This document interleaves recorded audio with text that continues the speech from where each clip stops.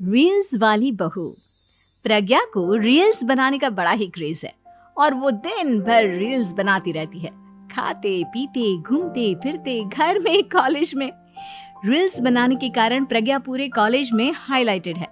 जहां उसकी रील्स सभी को पसंद आते हैं, वहीं मनीषा चिंता में डूबी रहती है। एक रोज जब खाते हुए प्रज्ञा रील्स बना रही होती है, तब मनीषा कहती है, एक मिनट भी चैन नहीं है इस लड़की को।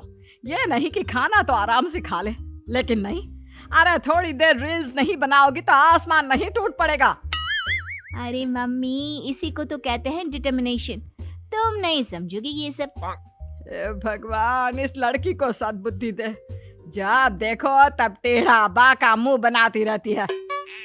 मनीषा की बात का प्रज्ञा पर जरा भी असर नहीं होता और वो खाते खाते रील्स बनाती रहती है। दिन बीतने लगते हैं और देखते देखते प्रज्ञा का कॉलेज भी खत्म हो जाता है। आए दिन कोई ना कोई मनीषा को प्रज्ञा की शादी करवाने का सुझाव दे जाता है। सब ठीक ही कहते हैं, प्रज्ञा की शादी कर देनी चाहिए। अपने घर के काम काज में व्यस्त हो जाएगी तो खुद ही ये रील्स और नाच गाना बंद हो जाएगा। मनीषा और प्रेम प्रज्ञा के लिए एक अच्छा लड़का ढूंढने लगते हैं और तभी विकी का रिश्ता प्रज्ञा के लिए आता है, जिसने प्रज्ञा को उसकी रील्स देखकर पसंद कर लिया था। अगले दिन विकी अपने माता पिता के साथ प्रज्ञा के घर पहुंच जाता है और प्रज्ञा साड़ी पहने हाथों में चाय की ट्रे लिए उनके सामने आती है। जब विकी को पसंद है तो हमें भी बहू पसंद है। बहन जी, आप बारात की तैयारी कीजिए। एक बार लड़का लड़की अकेले में बात कर ले तो अच्छा रहेगा। हाँ हाँ, क्यों नहीं। मनीषा विकी को प्रज्ञा के कमरे में भेजती है, जहां प्रज्ञा पहले से ही रील्स बना रही होती है। तभी विकी कहता है, आ गए आपके साजन जी। हमारे साथ ये रील्स कंप्लीट करती तो और भी अच्छा रहता। अच्छा जी, अब आ ही गए हैं तो बना ही लेती हूँ आपके साथ।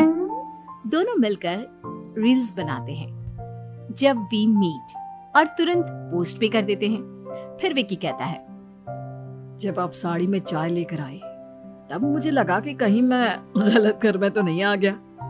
अब सही है। दोनों की शादी पक्की हो जाती है और शादी के दिन भी प्रज्ञा रील्स बनाने से चूकती नहीं। यहाँ तक कि बारात के समय भी नाचते हुए रील्स बनाती है। सभी लोग प्रज्ञा की तारीफ के पुल बांध देते हैं और प्रज्ञा नाचती गाती अपने ससुराल चली जाती है। सब कुछ अच्छा चल रहा होता है। प्रज्ञा यहाँ भी दिन भर हर चीज की रील्स बनाती रहती है। लेकिन कुछ दिनों के बाद जब सुनीता कहती है, बहू, ये रील्स के साथ साथ कुछ काम भी कर लिया करो। वैसे तुझे और क्या क्या बनाना आता है? मम्मी जी, वैसे तो सब कहते हैं कि मैं सब कुछ अच्छा बनाती हूँ, लेकिन मुझे लगता है कि मैं मैगी अच्छा बना लेती हूँ। हाँ, कॉफी भी अच्छा बना लेती हूँ और मुंह तो सबसे अच्छा बना लेती हूँ। हैं? अच्छा अच्छा। सुनीता अपना माथा पकड़ लेती है और कहती है, बहू, कुछ खाना बनाना भी सीख लेती। मम्मी जी, मैं लंबी प्लानिंग कर रही हूँ। जल्दी ही मैं इतनी फेमस हो जाऊंगी कि मुझे पैसे मिलने लगेंगे। हम दोनों सास बहू राज करेंगे, राज। नौकर काम करेंगी और लोगों की तो लाइन लगेगी हमसे मिलने के लिए। तेरा दिमाग खराब हो गया है क्या बहू?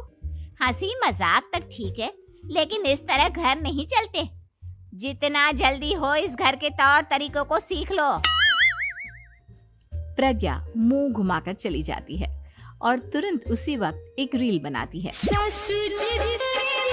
ये देख सुनीता का गुस्सा 7वें आसमान पर चला जाता है और विकी के घर आती ही सुनीता उसे सब कुछ बताती है। विकी भी अब प्रज्ञा की इन हरकतों से परेशान हो जाता है। तुम टेंशन मत लो मम्मा, मैं देख लूंगा।